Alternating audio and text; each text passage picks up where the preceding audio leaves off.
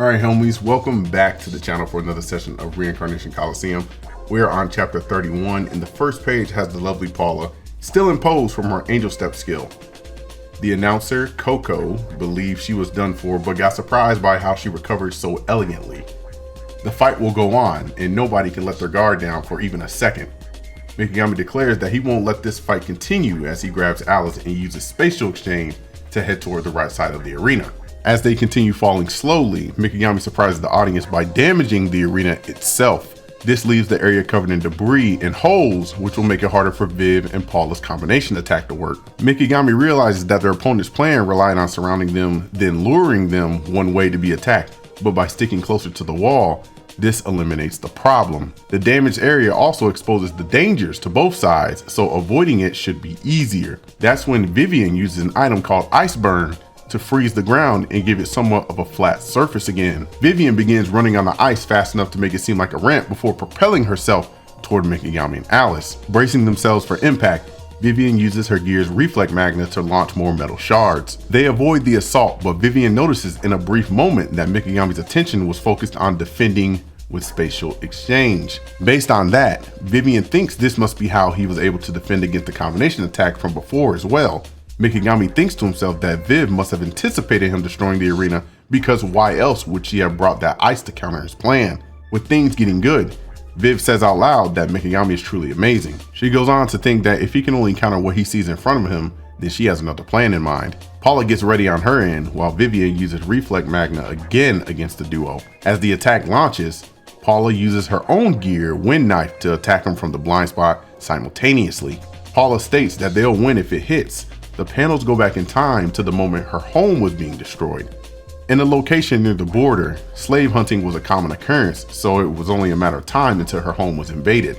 During the invasion, her parents had died and she didn't understand the value of becoming a slave. As the light in her eyes darkened, she could hear chatter about her in front of the cell. The cell door opens and she's approached by a man with ugly ass features. This is where she first met G Dust. Raising her head, she can only think that this must be the ugly old man that will buy her. G comments how annoying she looks and that she acts like she's the most unfortunate person in the world. "Listen here, kid," he says. "The most unfortunate person in this world is me."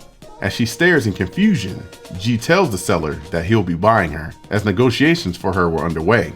Paula could only think to herself that she was going to be raped by this man. Turns out, he had other plans for her, such as giving her appropriate training, which included combat, concealment, and dancing. 5 years go by and we see her enter the office of Mr. Dust. "Leave.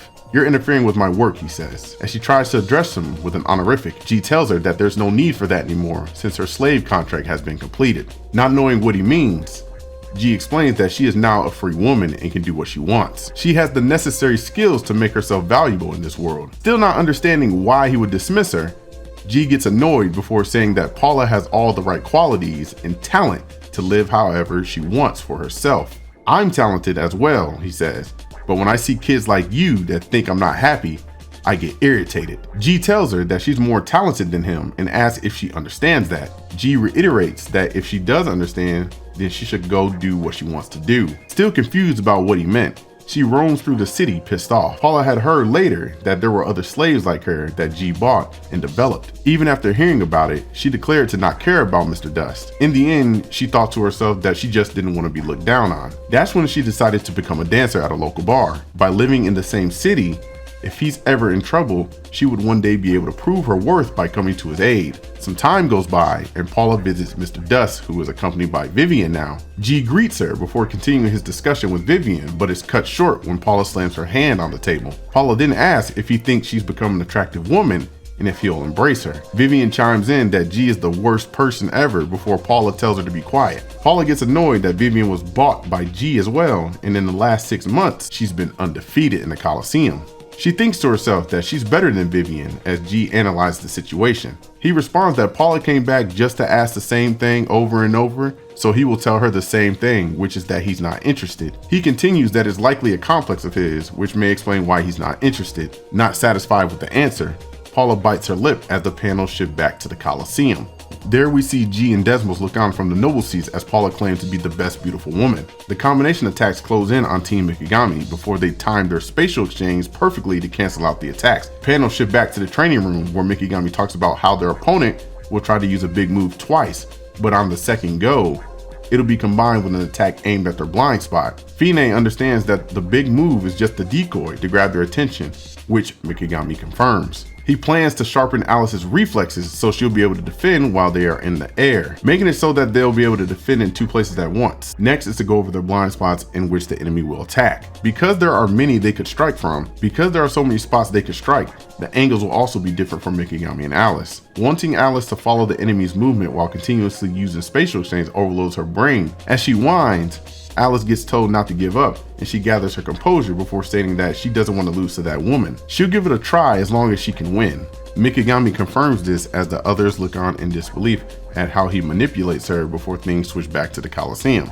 With her newfound determination, Alice makes the claim that she is the strongest and won't lose to anyone as the chapter comes to a close. So this chapter was interesting. Paula's backstory was more wholesome than awful, because if it wasn't for G Dust, she could have potentially been turned into a sex slave by another buyer. We know how things get down in Reincarnation Coliseum. He really looked out for her with his ugly ass. Other than that, good counterplay during the match. The training from both sides is paying off nicely. As I told you all before, Alice was going to get development to make her a better character than how she was in the beginning. You can tell things are changing in her character, because she's not like being hard on Mikigami as she could be. I mean, she still could have been like a little brat towards him, but that's kind of like being toned down as this match progresses, because, you know, at the beginning she was being kind of a hard ass, but now she's kind of like mellowing out, I guess you could say. But it just could be because the moments, they just didn't have enough to write in there and make it just unbearable. I know some people dislike Alice with a passion, but you know, it is what it is. She's learning basic tactics. You know, this stuff that we're seeing is going to help her like compete at the level that Mary, Marl, Suzu, and Fina are at. So it's gonna put her on like an even playing ground, is what I'm getting at as far as like that goes. But you know, speaking back on Paula, you know, she wants to prove herself to this goblin for whatever reason.